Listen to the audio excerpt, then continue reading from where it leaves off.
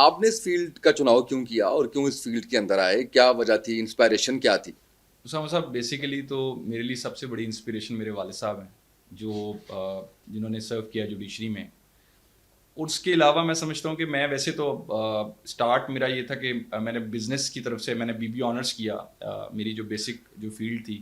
اس کے بعد پھر میں نے لاء کو کیا. اور اصل میں جب میں اس فیلڈ کی طرف اس لیے آیا کیونکہ جس وقت ہم پروفیشن میں نئے نئے آئے اس وقت یہ ایک نیا لاء تھا.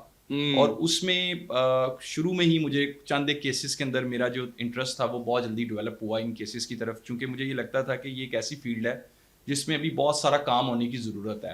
اور پھر میں نے اس میں کام بھی کیا. میں نے اس میں نہ صرف یونیورسٹیز میں لوگوں کو ایجوکیٹ کیا، میں نے اسپیشلی ینگسٹرس کو میں نے بڑی کوشش کی کہ میں ان کو ایجوکیٹ کروں، میں بتاؤں اس کے فائدے کیا ہیں، اس کے نقصانات کیا ہیں ٹیکنالوجی کے.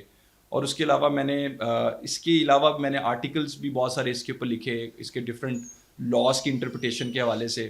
تو کوشش میری یہ تھی کہ اصل میں یہ ٹاپک ایسا ہے کہ اس میں آپ سوسائٹی ایٹ لارج کو بڑے اچھے طریقے سے سرو کر سکتے ہیں، آپ لوگوں کو ہیلپ آؤٹ کر سکتے ہیں، آپ بچوں کو بتا سکتے ہیں، ینگسٹرس کو بتا سکتے ہیں. یہ ٹاپک بیسیکلی آج کی ینگ جنریشن کا ٹاپک ہے جہاں پہ آپ اگر چاہیں تو آپ اس فیلڈ کو بہت اچھے طریقے سے استعمال کر سکتے ہیں.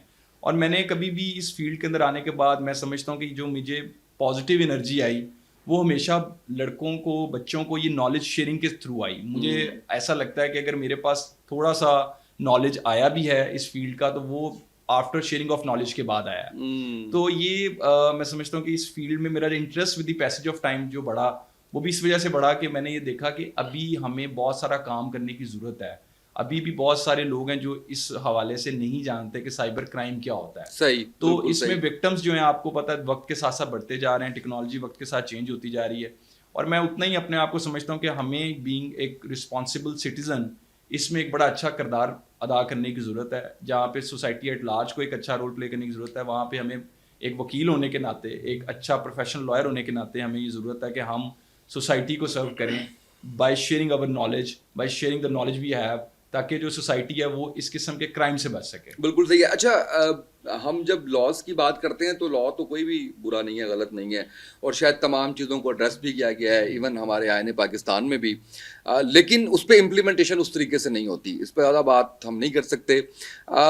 سائبر لا کے بارے میں آپ کیا سمجھتے ہیں کہ اس کی جو امپلیمنٹیشن ہے اور کیا اس کا فائدہ جو بھی لوگ اس سے متاثرہ ہیں ان کو مل رہا ہے یا نہیں مل رہا؟ اور اگر نہیں مل رہا تو اس میں کون سی ایسی امینڈمنٹس ہونے والی ہیں جس کے بعد ایک عام آدمی ہے وہ کلک کرے، اپنا جا کے کیس لکھے، اپلیکیشن اپنے سسٹم پہ اپنے موبائل پہ لکھے اور اس کے اوپر اس کو وکیل کے بغیر، کسی پیشیوں کے بغیر اس کا مسئلہ حل ہونا چاہیے. اس کا کہیں پہ کنٹینٹ پڑا ہوا ہے، قابل اعتراض مواد ہے، وہ فوراً ہٹا دیا جائے، اس کو مطمئن کر دیا جائے. ایسا کچھ ہے یا نہیں ہے؟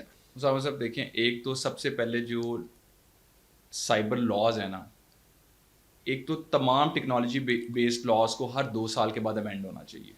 ٹیکنالوجی تیزی سے چینج ہوتی ہے، لا کی وہ سپیڈ نہیں ہوتی ہے امینڈمنٹ کی، جب اس کو میچ کرنا بڑا مشکل ہو جاتا ہے ٹیکنالوجی کے ساتھ.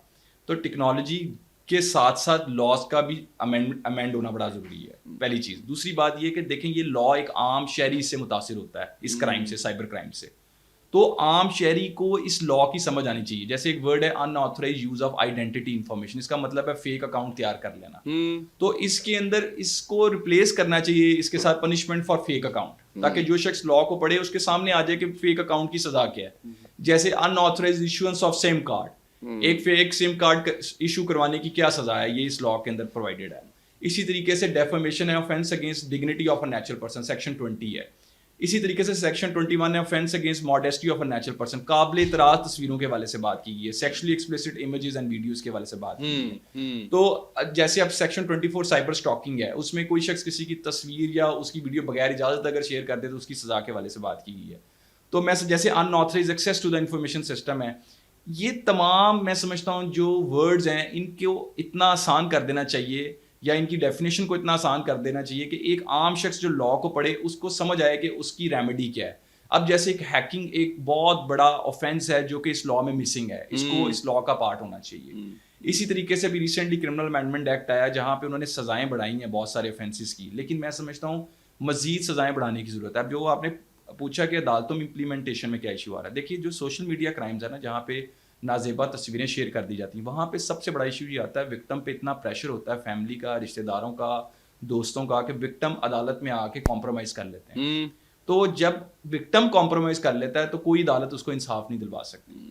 وکٹم کا اپنے کیس کو, اپنے ایلیگیشن کو عدالت میں ثابت کرنا بڑا ضروری ہے. جب آپ ثابت ہی کچھ نہیں کر پاتے یا آپ کمپرومائز کر لیتے ہیں تو الٹیمیٹلی ہوتا کیا ہے کہ سوسائٹی میں ڈیٹرنس کریٹ نہیں ہو پاتی. ایک شخص ہے جس نے جرم کیا ہے, جو اس قسم کے کرمنلز ہوتے ہیں وہ بھی ریپیٹ افینڈرز ہوتے ہیں. وہ اس ایک خاتون کے ساتھ جب ایسا کرتے ہیں تو وہ جیل سے باہر آ کے دوبارہ اس کے ساتھ ایسا کرتے ہیں. چند ایک کیسز ایسے میں آپ کو بتا دوں جہاں پہ ایسا نہیں ہوا, وہاں پہ ان کرمنلز کو سزائیں جو تھی وہ 3-3 سال جیلوں میں گزار کے آئے. تو یہ یاد رکھیں کہ اس طرح کے کیسز کے اندر جو لوگ وکٹمائز ہوتے ہیں, جب تک وہ اس طرح کے لوگوں کو سزائیں نہیں دلوائیں گے, جب تک اس طرح کے لوگ جیلوں میں نہیں رہیں گے, جب تک ان کو یہ نہیں پتہ لگے گا کہ جو جرم انہوں نے کیا تھا وہ کتنا ہینیس تھا, تب تک باقی معاشرہ اس طرح کے لوگوں سے نہیں بچ سکتا. بالکل صحیح ہے. بہت شکریہ زین علی قریشی صاحب, آپ نے بڑے اچھے سے گائیڈ کیا, اور میرا خیال ہے کہ اس پوڈ کاسٹ کو دیکھنے کے بعد وہ لوگ جو پریشان ہیں یا جن کو ایک وے آؤٹ نہیں مل رہا کہ کس طریقے سے انہوں نے مواد ہے یا فائنینشیل جو ان کے ساتھ جو بھی دھوکہ ہوا اس کو کیسے کرنا ہے, مجھے لگتا ہے کہ وہ کافی حد تک سمجھ چکے ہیں کہ کیسے اپنے کیس کو خود ہی آگے جو ہے وہ لے کے چلنا ہے. تھینک یو سو مچ, بہت شکریہ.